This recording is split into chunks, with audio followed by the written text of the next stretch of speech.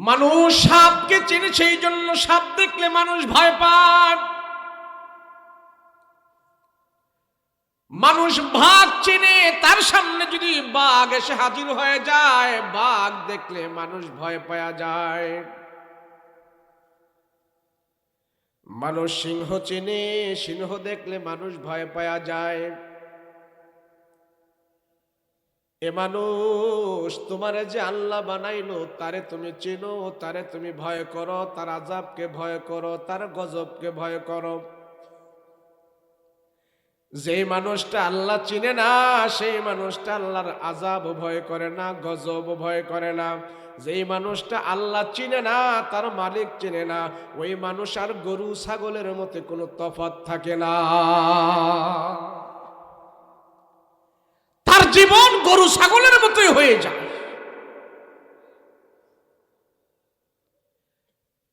আমাদের হায়াত একবারে অল্প অল্প হায়াত।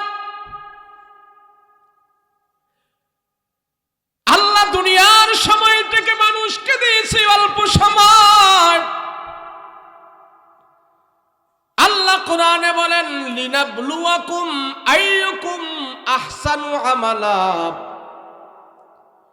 এই অল্প সময়ের হায়াত পায়া বান্দা, তোমরা কে ভালো কাজ করো, কে ভালো আমল করো, আমি আল্লাহ সেটার হিসাব নেব, সেটার পরীক্ষা করব। দুনিয়ার অল্প হায়াতের ভিতরে তুমি কত ভালো কাজ করেছো, কত নেকের কাজ করেছো, কত সুন্দর আমল করেছো, এইসব গুলির আমি হিসাব নেব। আমি আল্লাহ, তুমি বেশি আমল করেছো কিনা এটার হিসাব নেব না, তুমি বেশি দান করেছো কি এটার হিসাব নেব না, তুমি কতবার হজ করেছো তারও হিসাব আমি নেব না। আমি আল্লাহ তোমার হিসাব নেব, কত সুন্দর করে কত ভালো আমল করেছো, ওই ভালো আমলের আমি হিসাব নেব। ভালো আমল।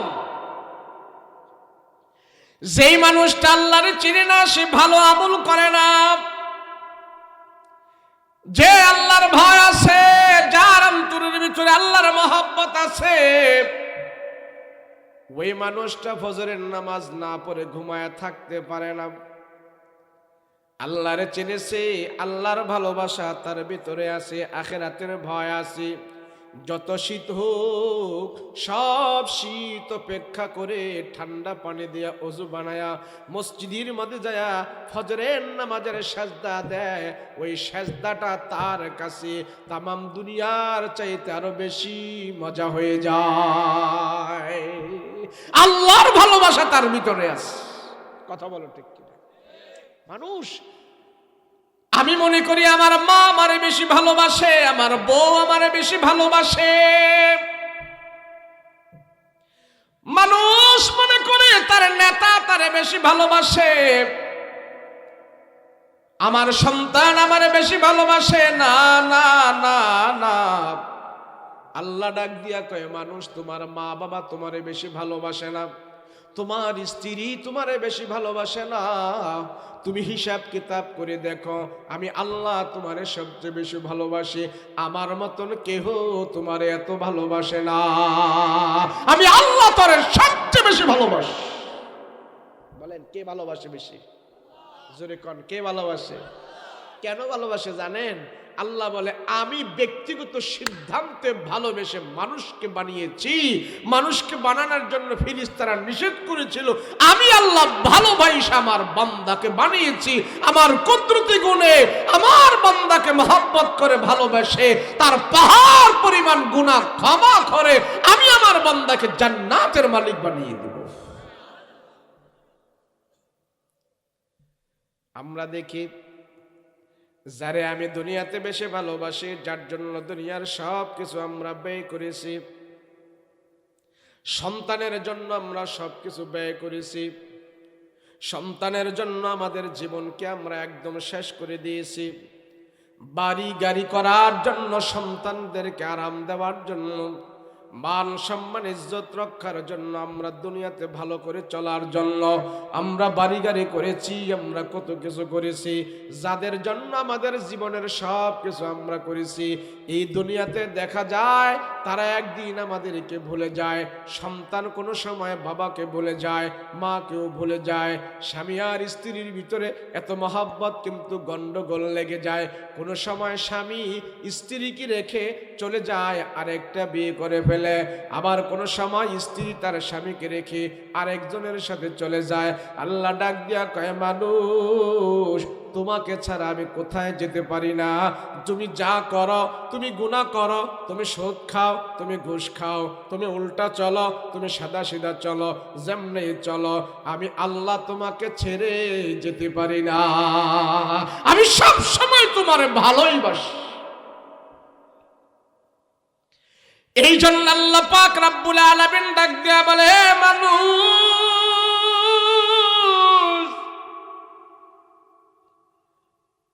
তোমাকে যে আমি কত ভালোবাসি, আমি আল্লাহ ছাড়া কেউ জানে না। তোমার গুনাহ যদি হয়, তুমি যদি গুনাহ করো টিউবওয়েলের পানির মতো, এ বান্দা তুমি গুনাহ করেছো, তোমার গুনাহটা একদম টিউবওয়েলের পানির মতো, ছোট্ট একটা গুনাহ। এই টিউবওয়েলের পানির মতো গুনাহ নিয়ে যদি তুমি আমার আল্লাহর দরবারে তওবা করো, আমি আল্লাহ তোমাকে টিউবওয়েলের পানির মতো ক্ষমা দিব না, আমি আল্লাহ ক্ষমা দিব পুকুরের পানির মতো। তোমার গুনাহ যদি হয় পুকুরের পানির মতো, তুমি আমার দরবারে তওবা করো, আত্মসমর্পণ করো, আমি আল্লাহ তোমাকে ক্ষমা দিব নদীর পানির মতো। তোমার গুনাহ যদি হয় নদীর পানির মতো, তুমি আমার দরবারে আত্মসমর্পণ করো, আমি আল্লাহ ক্ষমা দিব সাগরের পানির মতো। তোমার গুনাহ যদি হয় সাগরের পানির মতো, আমার দরবারে তওবা করো, আত্মসমর্পণ করো, আমি আল্লাহ তোমাকে ক্ষমা দিব বিশাল বিস্তীর্ণ আকাশের চাইতে আরো বড়। আল্লাহ আমার ক্ষমার ভাগটাই তোমার জন্য বেশি থাকবে। সুবহানাল্লাহ বলেন। আল্লাহ যদি বেশি ভালো না বাসতো, আমরা যে পাপ করি, আমরা সকালবেলা ঘর থেকে বের হওয়ার পরে যে ধান্দাবাজি করি, সারাদিন যে 2 নম্বরই সিটারি বাটপারি করি, আমার আর আপনার মতো মেজাজ যদি আল্লাহর হইতো, তাহলে আল্লাহ বিকাল বেলা আমাদেরকে ঘরে দিত না, সরাইয়া দাঁত টাত সব ভেঙে ফেলতো। কথা বলেন ঠিক কিনা?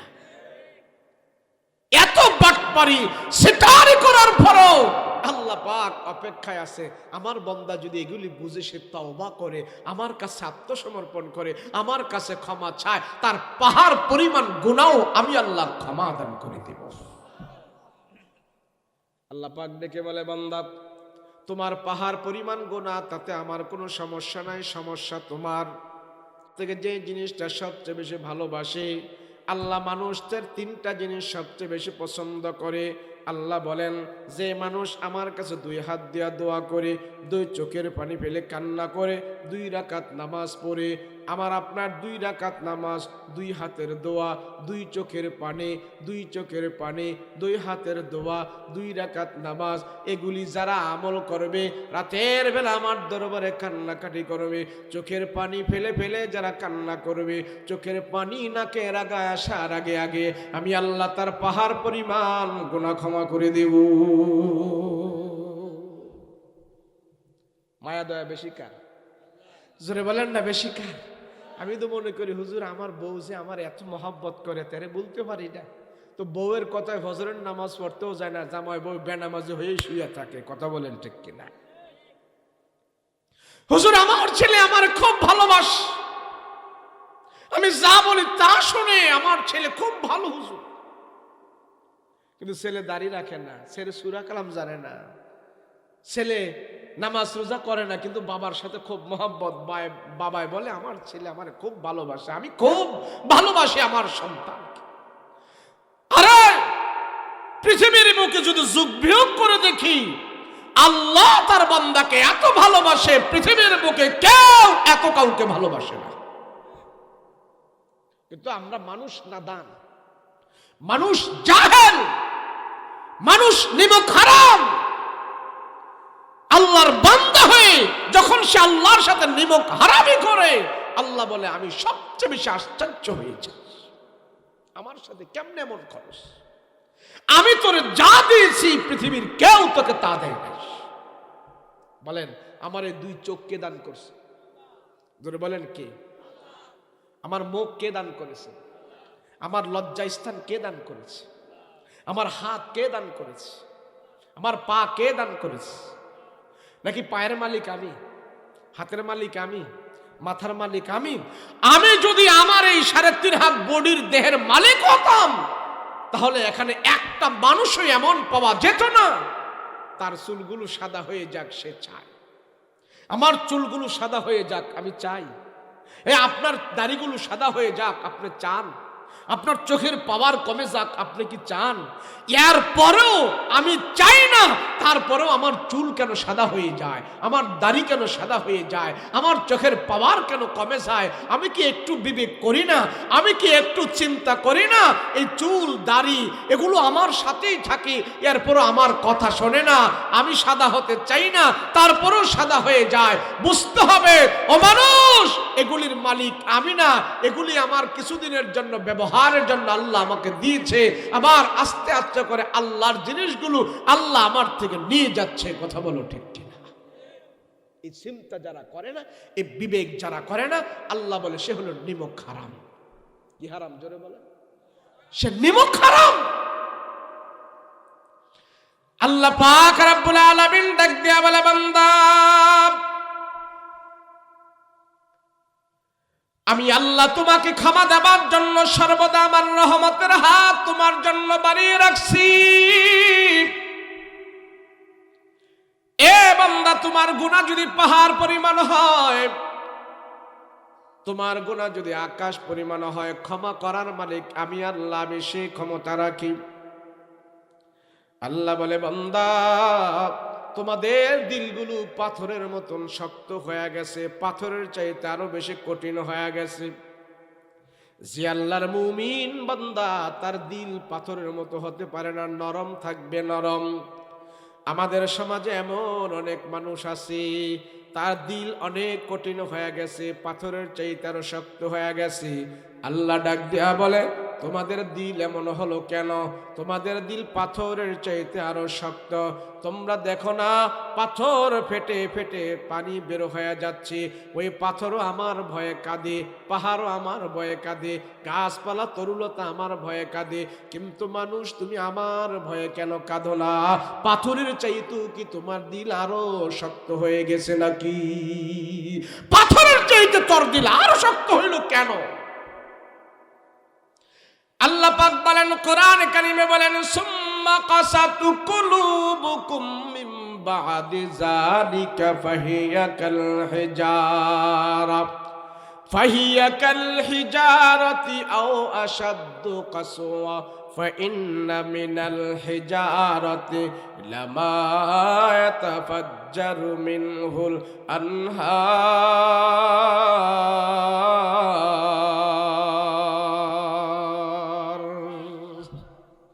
মানুষ, পৃথিবীর বুকে পাথর হইল 3 ধরনের পাথর।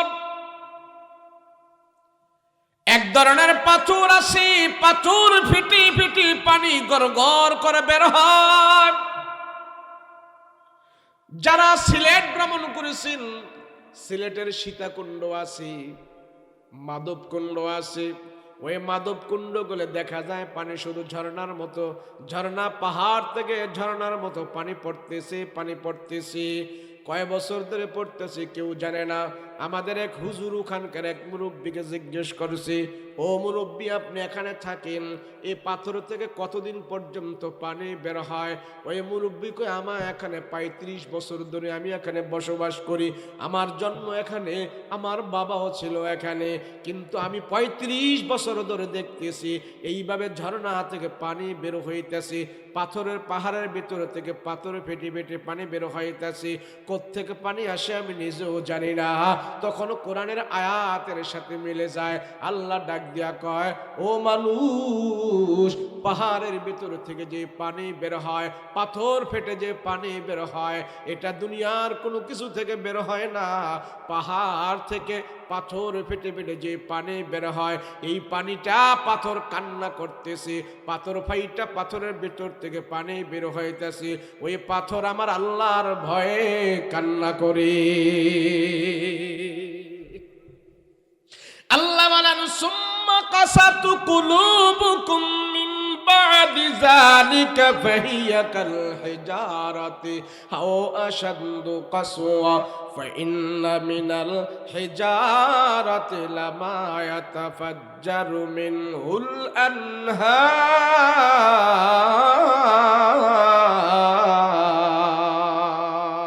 আনহার। মানুষ তুমি খাদো না, পাথর ভাইটা পানি বের হইতেছে আমার আল্লাহর ভাই। মুসা নবী রাস্তা দিয়ে হেঁটে যায়,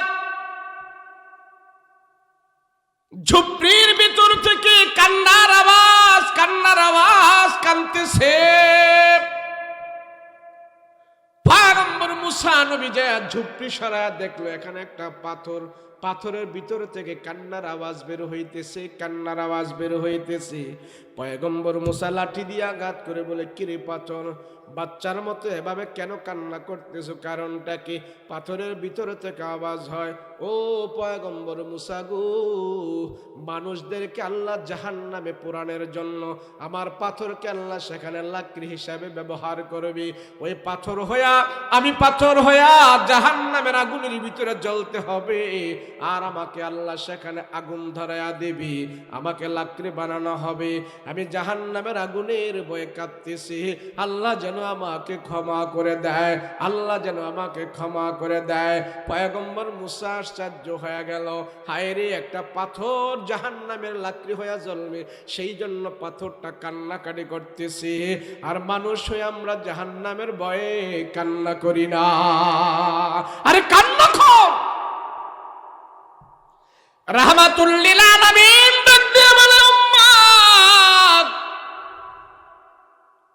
আরে জাহান্নামের আগুন কত বড় কঠিন।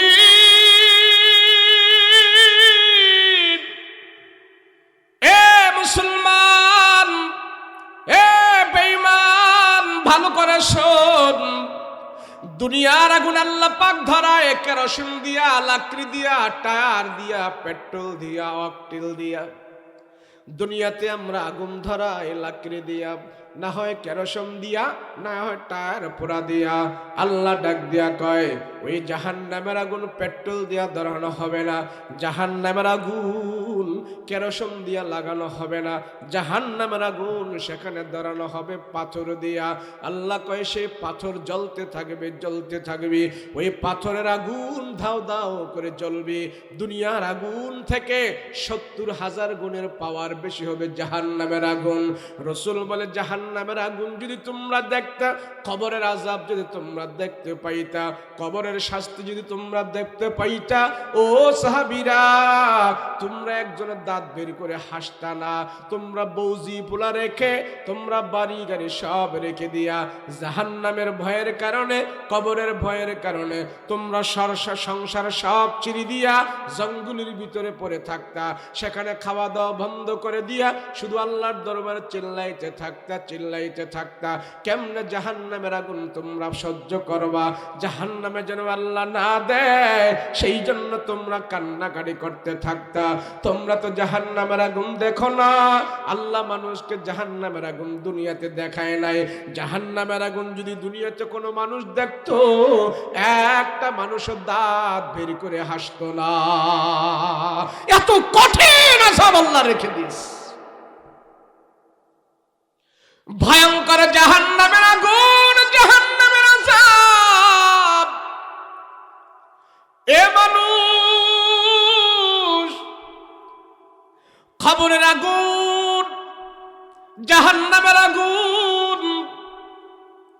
দুনিয়াতে যদি বিল্ডিং এ আগুন লাগে যায়, ফ্যাক্টরিতে আগুন লেগে যায়, নিবানের জন্য ফায়ার সার্ভিস এসে যায়, দুনিয়ার আগুন পানি দিয়া নিবানো যায়, জাহান্নামের আগুন পুকুরের পানি দিয়া নিবানো যায় না। জাহান্নামের আগুন নদীর পানি দিয়া নিবানো যায় না, কবরের আগুন পুকুরের পানি দিয়া নিবানো যায় না, বালতি দিয়া পানি ঢেলে নিবানো যায় না। রাসূল বলেন, ও উম্মত, জাহান্নামের আগুন যদি তুমি নিবাইতে হয়, তোমার চোখ থেকে পানি বের হতে হবে। তোমার চোখের পানি যখন নাকি জাহান্নামের আগুনের ভয়ে পড়তে থাকবি, তোমার চোখের পানি দিয়া তোমার জাহান্নামের আগুন তুমি নিবাইতে পারবে। সেই জন্য রহমতের নবী বলে, আমার উম্মতের ভিতরে যাদের ভিতরে আমল হয়ে যাবে, 2 হাতের দোয়া, 2 চোখের পানি, 2 রাকাত নামাজ, 2 হাতের দোয়া, 2 চোখের পানি, 2 রাকাত নামাজ। চাই তুমি রিক্সাওয়ালা হও, চাই তুমি মেম্বার হও, চাই তুমি চেয়ারম্যান হও, চাই তুমি মৌলবী হও, চাই তুমি মাওলানা হও, কিন্তু তোমার কাছে 2 হাতের দোয়া আছে, 2 চোখের পানি আছে, 2 রাকাত নামাজ আছে। একা একা নীরবে দাঁড়িয়ে দাঁড়িয়ে রাতের বেলা যখন নাকি তাহাজ্জুদের নামাজ পড়বে, একা একা দাঁড়িয়ে যখন নাকি তুমি সাজদা দিয়া আল্লাহর দরবারে কান্না করবে, আল্লাহ ডাক দিয়া কয়, পাপী, তুমি সাজদায় পড়ে পড়ে কান্না করো,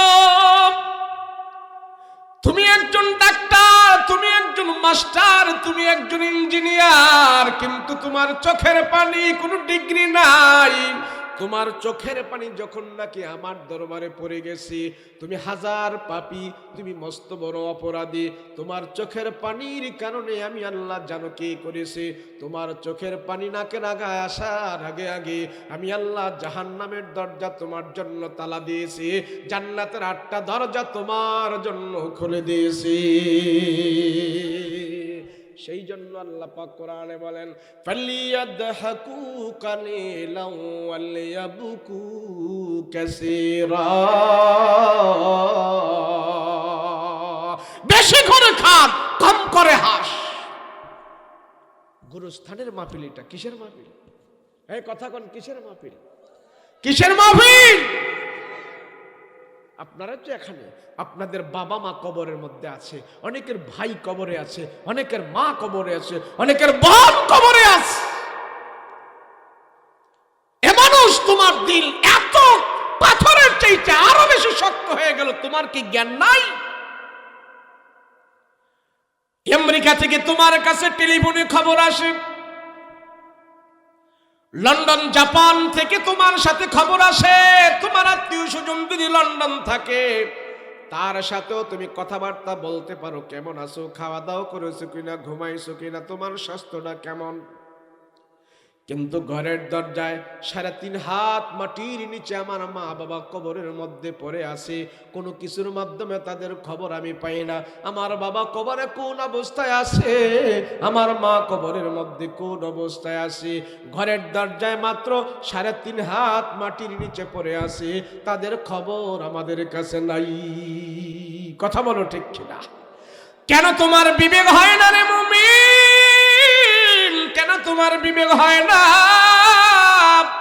আল্লাহর নবী বলে, কবর তোমাকে প্রতিদিন 70 বার ডাকে, আয় আয় আমার কাছে আয়, এ ধনী, এ গরিব, এ আমির, এ ফকির, এ রাজা, এ বাদশাহ, আমার ঘরে তোমার একদিন আসতে হবে।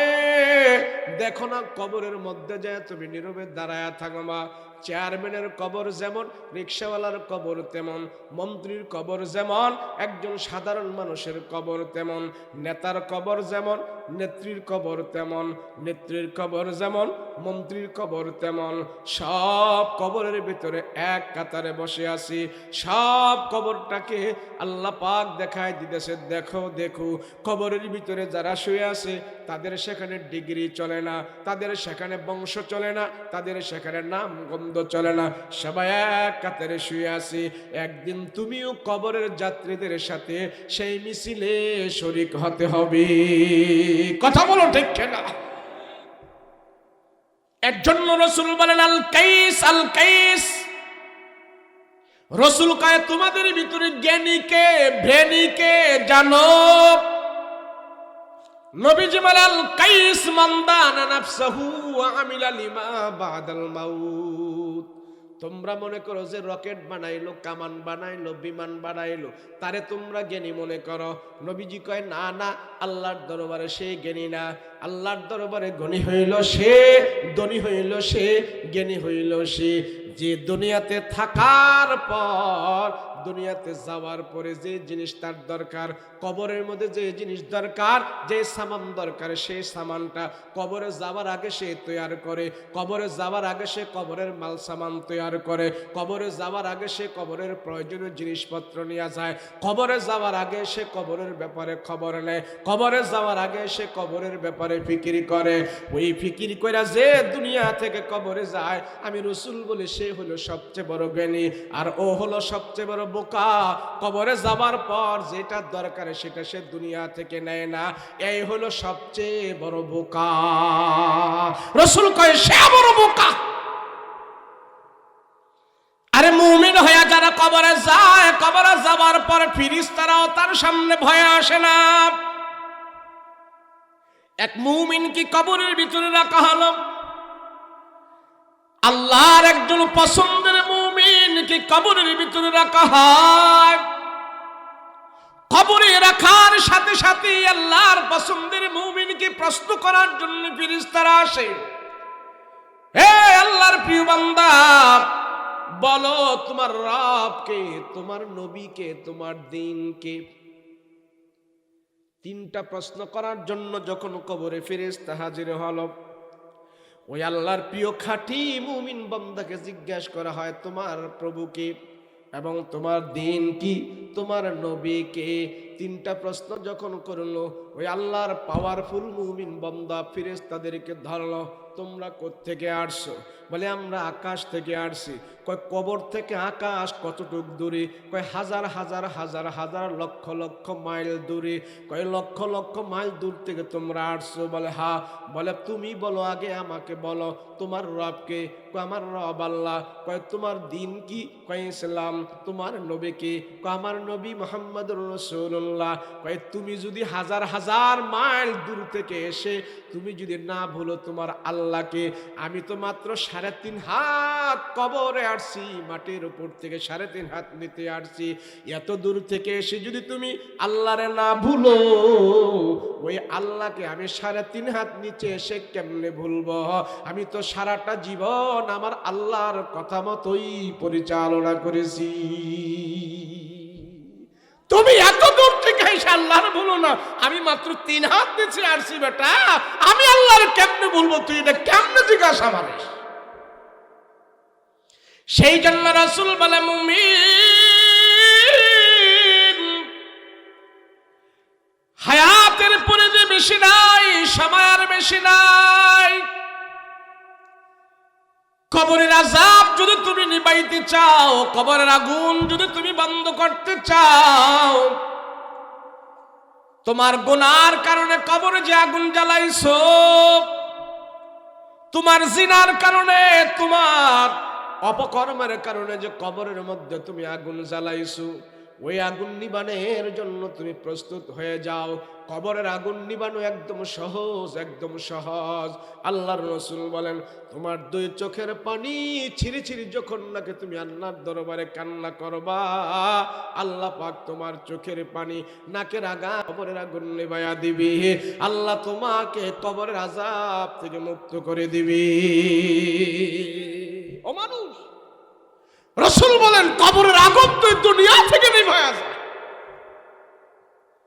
রাসূল বলেন কবর হলো এমন ভয়ঙ্কর ঘর, কারো জন্য কবরটা জান্নাতের বাগান হবে, কারো জন্য কবরটা জাহান্নামের গর্ত হবে, কারো জন্য কবরটা ফুলের বাগান হবে, কারো জন্য কবরটা ভয়ঙ্কর আযাবের ঘর হবে।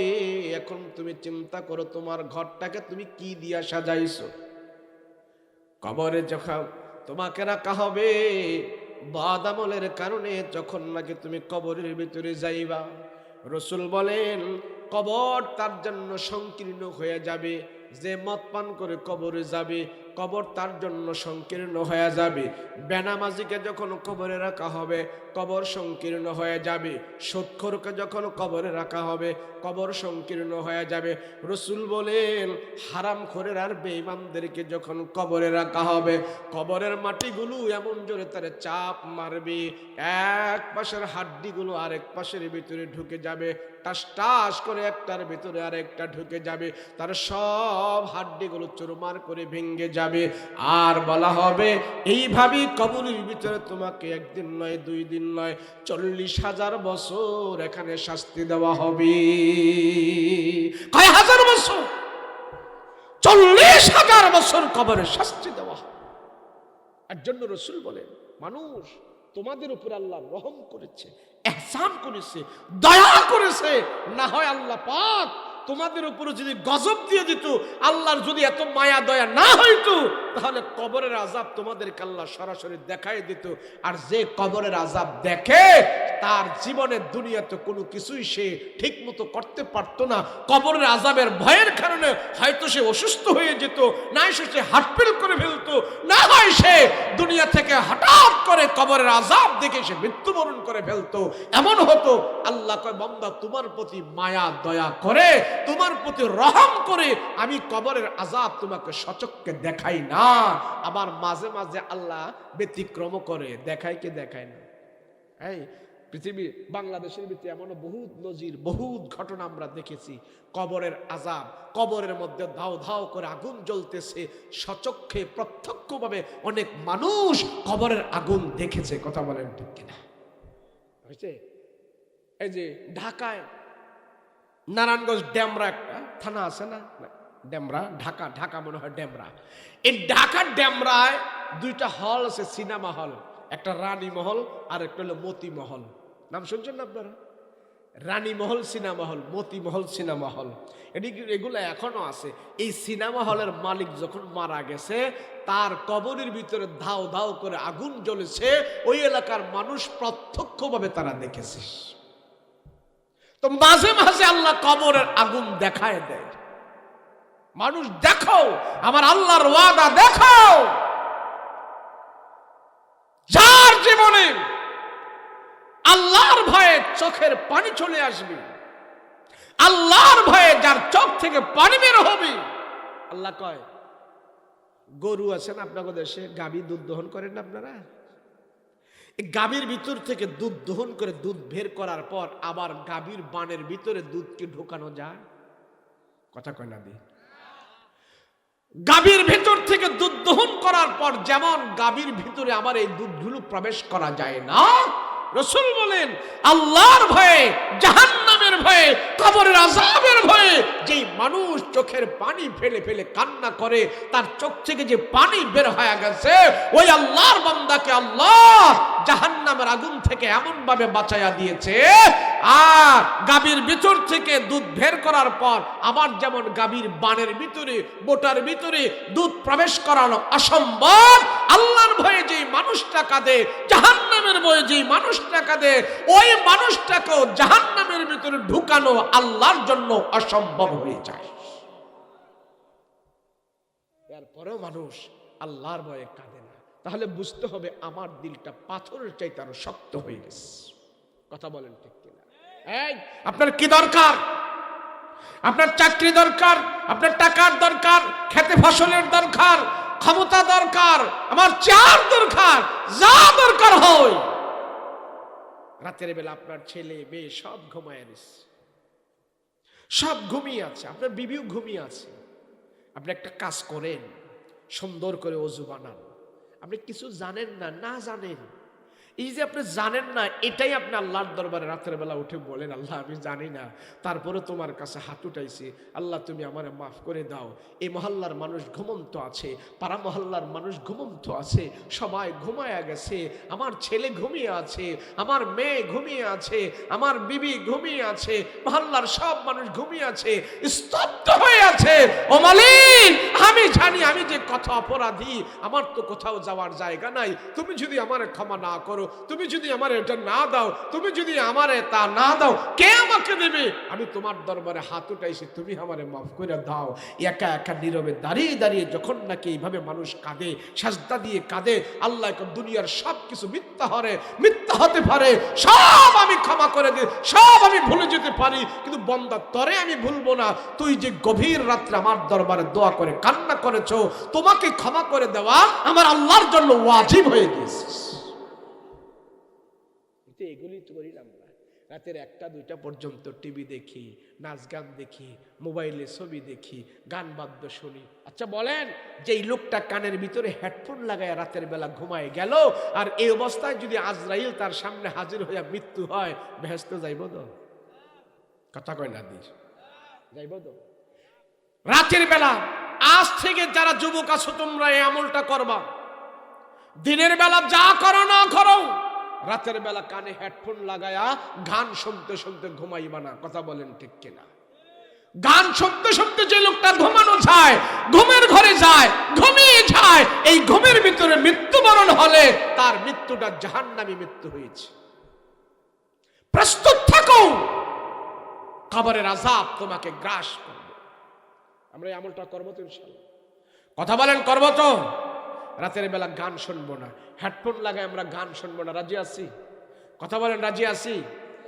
যদি শুনি কোরআন তেলাওয়াত শুনবো, যদি শুনি আমরা ওয়াজ শুনবো, যদি শুনি আমরা ভালো আমল করো, তারপরে আমরা ঘুমাবো, কিন্তু গান শুনবো না। রাজি আছি?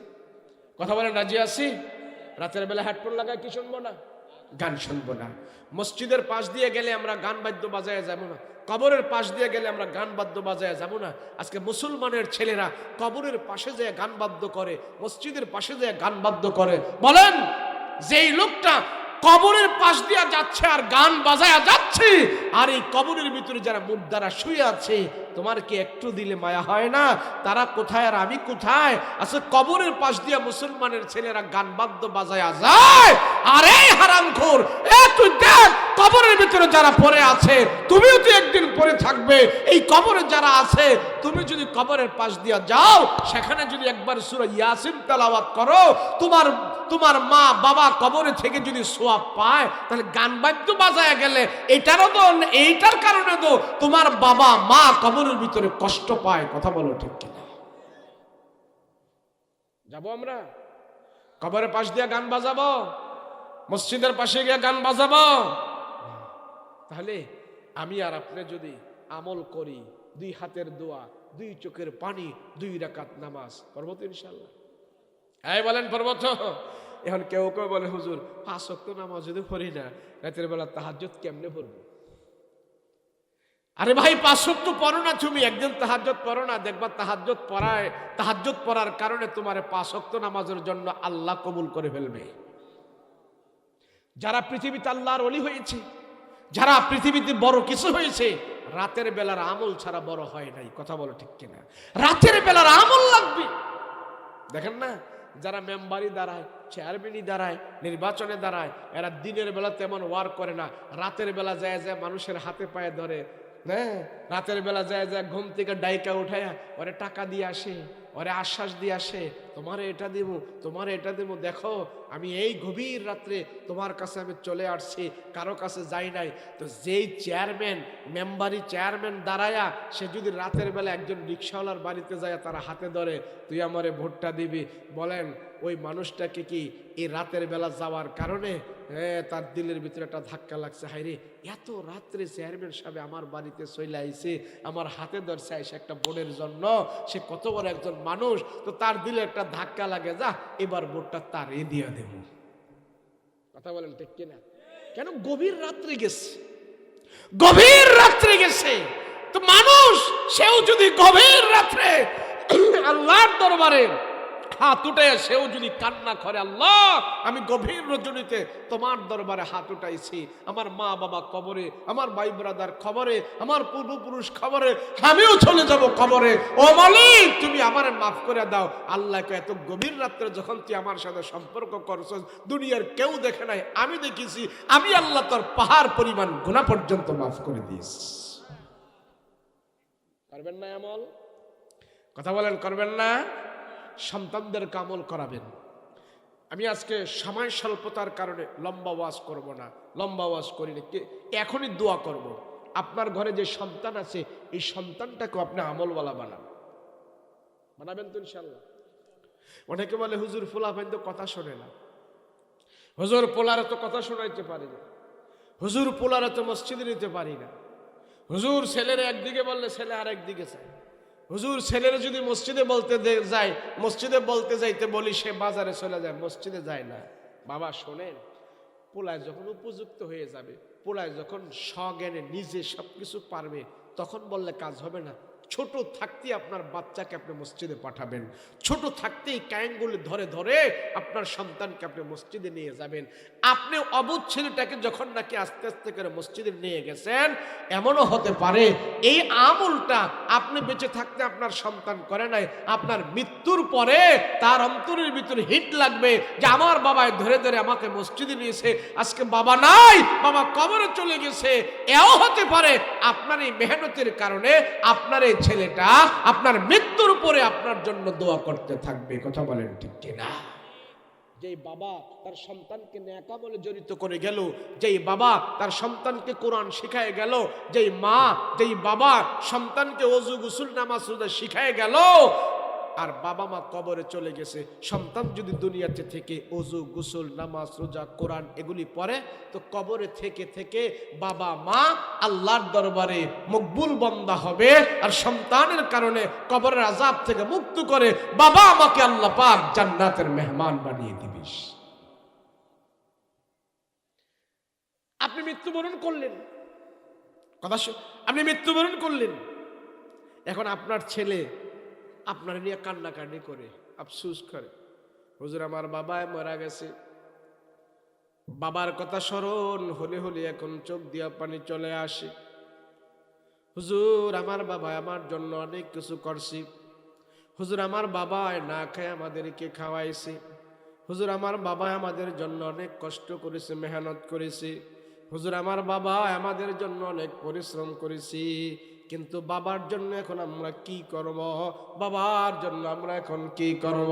হুজুর বলে তোমার নিজ থেকে তুমি বলো তোমার বাবার জন্য কি করা প্রয়োজন। কিন্তু বাবায় তারে কোনো কিছু শিখাই দেওয়া যায় নাই, বাবায় কোনো কিছু তারে দেখায় দেওয়াও যায় নাই।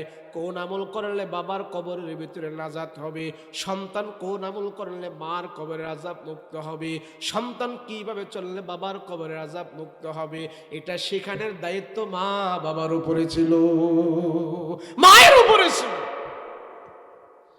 যদি আপনার সন্তান বলে হুজুর আমার বাবা দুনিয়ার জমিন থেকে কবরে চলে গেছে,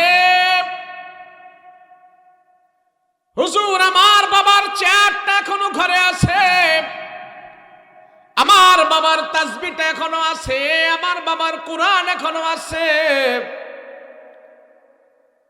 হুজুর আমার বাবা কবরে চলে গেছে, কিন্তু আমার বাবা যে নামাজের মাসাল্লায় নামাজ পড়তো সেই মাসাল্লাটা এখন আমার কাছে আছে। হুজুর বাবায় দুনিয়াতে নাই, বাবার ইবাদতের সরঞ্জামাদিগুলো আমার কাছে আছে, আমি সন্তান আমার বাবার কোরআনটা খুলে খুলে মাঝে মাঝে পড়ি, আর বাবার কথা আমার মনে হয়।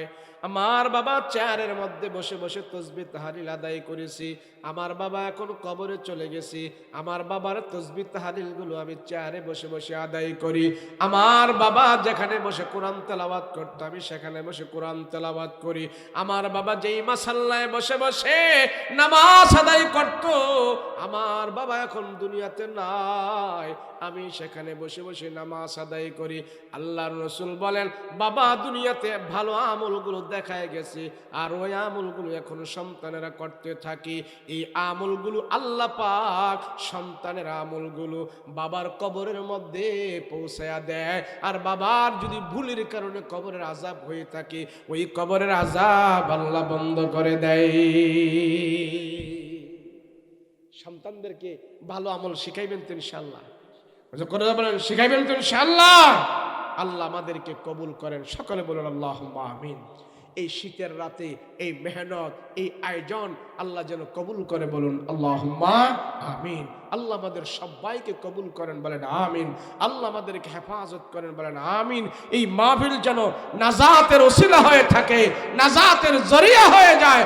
আল্লাহ সবাইকে কবুল করেন, আল্লাহুম্মা আমিন। আমরা দোয়া করব। হ্যাঁ, তাই মাশাআল্লাহ।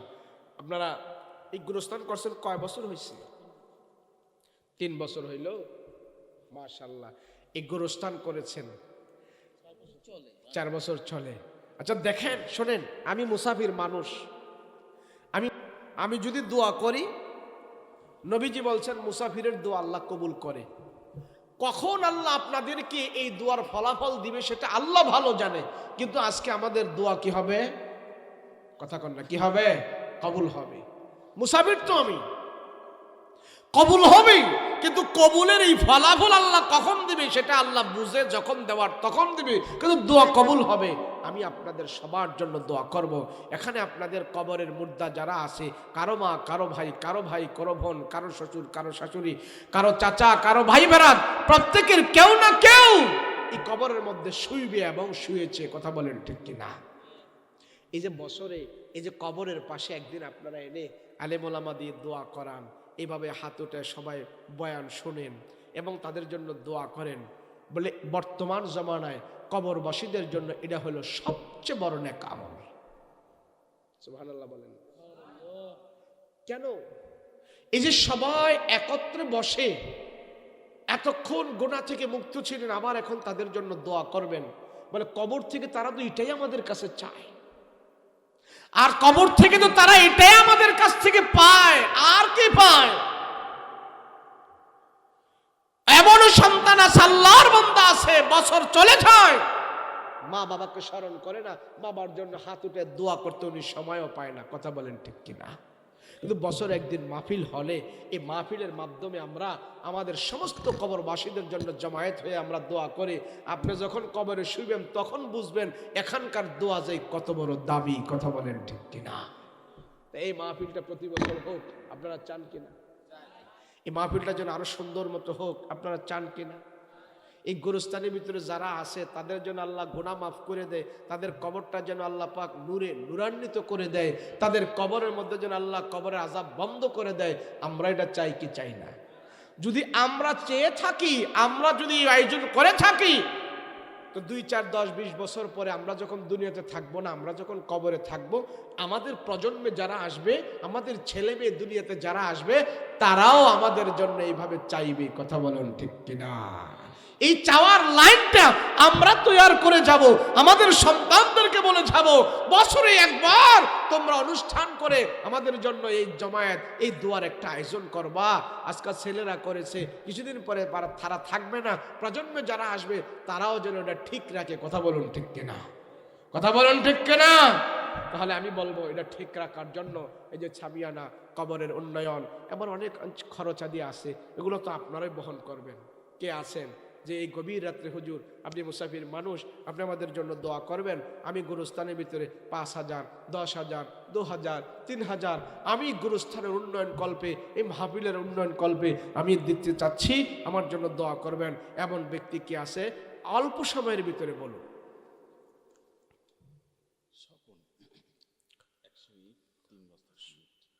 স্বপন ভাই, পিতা কি?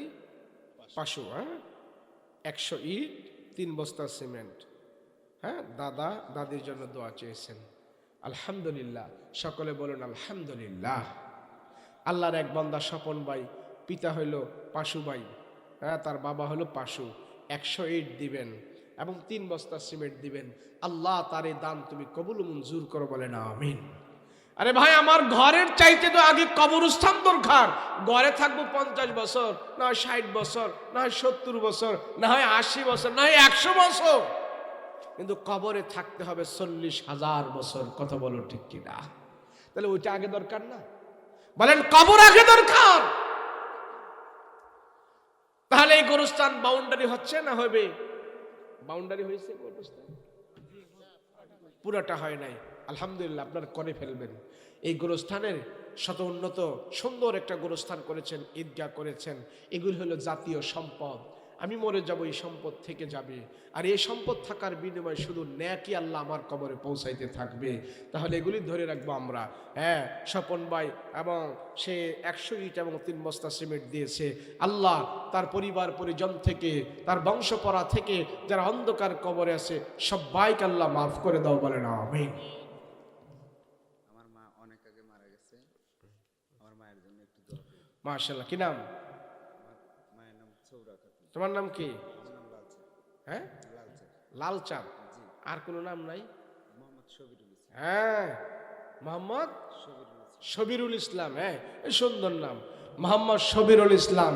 হ্যাঁ, সবাই ডাকে লালচাঁদ। শবিরুল ইসলামের আম্মা ইন্তেকাল করেছে, আল্লাহ তার আম্মার জন্য 500 টাকা দিয়েছে, আল্লাহ কবুল মঞ্জুর করো, বলেন আমিন। আল্লাহ মাকে মাফ করে দাও, বলেন আমিন। আল্লাহ কবরের ভিতরে জান্নাতের বিছানা বিছায় দাও, বলেন আমিন।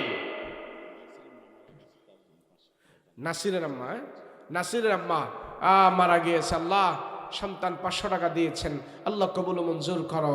আল্লাহ মাকে তুমি মাফ করে দাও, কবরের আযাব থেকে মুক্ত করে দাও, কবরের ভিতরে তুমি বাতি জ্বালায় দাও, সমস্ত আযাব থেকে তুমি হেফাজত করো, বলেন আমিন।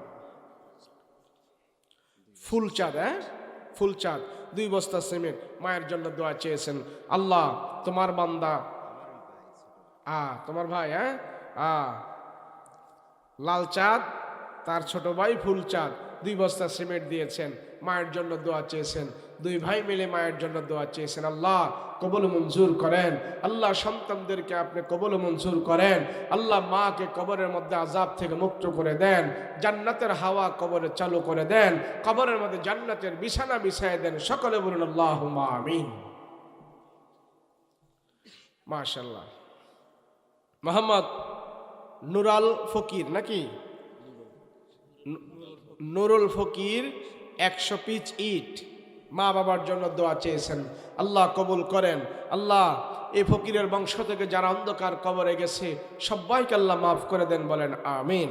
মোহাম্মদ আব্দুল 1 মণ পেঁয়াজ, হ্যাঁ মাশাআল্লাহ 1 মণ পেঁয়াজ দিয়েছেন, আল্লাহ কবুল মঞ্জুর করেন, দানের হাদিয়া সোনার মদিনায় পৌঁছে দেন, আব্বা আম্মার গুনাহ খাতা মাফ করেন, বলেন আমিন। শারমিন খাতুন 100 ইট দাদা দাদের জন্য দোয়া চেয়েছেন, আল্লাহ তোমার বান্দি 100 ইট দিয়েছে গোরস্থানে, আল্লাহ আপনি কবুল মঞ্জুর করেন। আল্লাহ বংশ পর্যন্ত থেকে যারা অন্ধকার কবর আছে সবাইকে মাফ করে দেন, বলেন আমিন। ওয়া সাহাবিহি আজমাইন, আল্লাহুম্মা আমিন। রব্বানা যালামনা আনফুসানা ওয়া ইল্লাম তাগফির লানা ওয়া তারহামনা লানাকুনান্না মিনাল খাসিরিন। রব্বিরহামহুমা কামা রব্বায়ানি সগীরা, রব্বিরহামহুমা কামা রব্বায়ানি সগীরা। রব্বুল আলামিন পরওয়ারদিগার আলম, আয় আল্লাহ রাত্র অনেক হয়ে গেছে, তোমার বান্দারা বাড়িতে যায় না, এই 2টা হাত উঠায়া বসে আছে। ওগো মালিক তাকা দেখো কত পাকনা দাড়িওয়ালা পাকনা চুলওয়ালা মুরব্বী বাবারা হাত উঠাইছে। বয়স বৃদ্ধি হয়ে গেছে, চুল দাড়ি পাইকা গেছে, গায়ের চামড়া ঢিলা হয়ে গেছে, চোখের পাওয়ার নষ্ট হয়ে গেছে। এমন বৃদ্ধ বাবা যারা তোমার দরবারে হাত উঠাইছে তাদের জিন্দেগীর সব গুনাহ খাতা মাফ করে দাও। আয় আল্লাহ এমন সন্তান এখানে আছে তার মা নাই বাবা নাই, মা বাবারে হারায়া তোমার দরবারে মাহফিলে হাত উঠাইছে। আয় আল্লাহ মা বাবা এত আদর করে যত্ন করে আমাদেরকে লালন পালন করে বাড়ি গাড়ি করে দিয়া গেছে, ওই বাড়ি গাড়িতে এখন আমরা ঘুমাই আর মা বাবা অন্ধকার কবরে ঘুমাইতেছে। আয় আল্লাহ, যেই কবরের ভিতরে বাতি নাই, সাথী নাই, ল্যাপ নাই, কম্বল নাই, এত ঠান্ডার ভিতরে কেমনে কবরে তারা ঘুমাইতেছে জানি না, কোন অবস্থায় আছে রে খোদা। তাদের কবরের ভিতরে তুমি শান্তির ব্যবস্থা করে দাও। আয় আল্লাহ, মা বাবা নিজে না খেয়ে আমাদেরকে খাওয়াইছে, মা বাবা নিজে না পড়ে আমাদেরকে পড়াইছে, মা বাবা আমাদের জন্য কত কষ্ট করেছে, মেহনত করেছে। মা বাবা কোনোদিন আমাদের দুঃখ কষ্ট সহ্য করে নাই। এখন সে আদরের মা বাবা যদি কবরে কষ্ট পায়, আমরা সন্তানেরাও সহ্য করব না রে খোদা। মা বাবার কবরের আযাব তুমি বন্ধ করে দাও আল্লাহ। পিতা মাতার কবরে আযাব দিও না, দাদা দাদির কবরে আযাব দিও না, নানা নানির কবরে আযাব দিও না। মরিয়া গিয়াছে যাদের মা ও বাপ, আল্লাহ তুমি করে দিও তাদের গুনাহ খাতা মাফ। ও মালিক, এত গভীর রাত, এই ঠান্ডার রাতে, এত রাত্রে কোনো মানুষ জাগ্রত থাকে না। রাত্র যত গভীর হয়, দুনিয়ার মানুষের দরজা জানালা বাসা বাড়ি সব বন্ধ হয়ে যায়। অফিস আদালত বন্ধ হয়ে গেছে, মার্কেট বন্ধ হয়ে গেছে, মন্ত্রণালয় বন্ধ হয়ে গেছে। ও মালিক, যা কিছু বন্ধ হয়, কিন্তু তোমার রহমত কিন্তু বন্ধ হয় না, তোমার ক্ষমার দরজা বন্ধ হয় না। আমার জিন্দেগির সব গুনাহ খাতা তুমি মাফ করে দাও। হে আল্লাহ, সাপ বিচ্ছুগুলো গর্তের ভিতরে চলে গেছে, পশু পাখিগুলো যার যার বাসায় চলে গেছে, আমরা এখনো আমাদের বাড়িতে যাই নাই। আল্লাহ তুমি আমাদেরকে গুনাহ মুক্ত করে বাড়িতে ফিরাও। আল্লাহ তুমি আমাদেরকে গুনাহ মুক্ত করে বাড়িতে ফিরাও। ওগো মালিক, আমাদের কারো মা নাই, কারো বাবা নাই, কত আদর করে মা বাবা আমাদেরকে ছোট কালে কত যত্ন করেছে, আমাদের পায়খানা প্রস্রাব পরিষ্কার করায় দিছে, ঘষা মাজা করে গরম পানি দিয়ে আমাদেরকে গোসল করায় দিছে। ওই মা মৃত্যুর পরে সেই মারে আমরা আদরের গোসল করাইতে পারি নাই, বড়ই পাতার গরম জলের পানি দিয়া তারে আমরা গোসল করাইয়া দিছি। আল্লাহ বাবা ঈদের দিন আসলে আমাদেরকে নতুন জামা কিনে দিত, নতুন জামা পরায়া বাবা আমাদেরকে ঈদের আনন্দ করাইতো। কিন্তু ওই মা বাবার আমরা নতুন জামা পরাইতে পারি নাই, মৃত্যুর পরে কাফনের জামা পরায় আমরা বিদায় করে দিছি। ওগো মালিক, মা বাবাদের জন্য কত কিছু করছে, আমরা তাদের জন্য কিছুই করতে পারি নাই। আল্লাহ কিছুই করতে পারি নাই, তাদের জন্য আমরা ক্ষমা চাই, দোয়া করি, কবরের আযাব থেকে তাদেরকে তুমি মুক্ত করে দিও। আল্লাহ এই কবরের ভিতরে যত মানুষ ঘুমাইছে, আজকের এই মাহফিল থেকে আমরা তাদের জন্য ক্ষমা চাই। এই মাহফিলকে কেন্দ্র করে আল্লাহ যত নেক আমল হয়েছে, আল্লাহ এই নেক আমলগুলো তাদের কবরের নাজাতের বাণী হিসাবে তাদের কবরের ভিতরে তুমি পৌঁছায়া দাও। আল্লাহ দুনিয়ার জমিন ছেড়ে আমরাও মৃত্যুবরণ করব, এই জমিন ছেড়ে আমরাও তো একদিন চলে যাব রে খোদা। তুমি যেদিন আমাদেরকে নিয়ে যাইবা, মরণ যেদিন আমাদের হবে, আমাদের ঈমান তুমি পরিপূর্ণ করে দিও। পরিপূর্ণ ঈমান অবস্থায় তুমি আমাদেরকে মৃত্যু দিও। নামাজের রুকু অবস্থায় তুমি আমাদের মরণ দিও। সাজদা অবস্থায় তুমি মরণ দিও। রমজান মাসের রোজা অবস্থায় মরণ দিও। আল্লাহ কোরআন তেলাওয়াত অবস্থায় আমাদেরকে মরণ দিও। আল্লাহ তুমি ঈমানি মরণ আমাদেরকে দান করিও।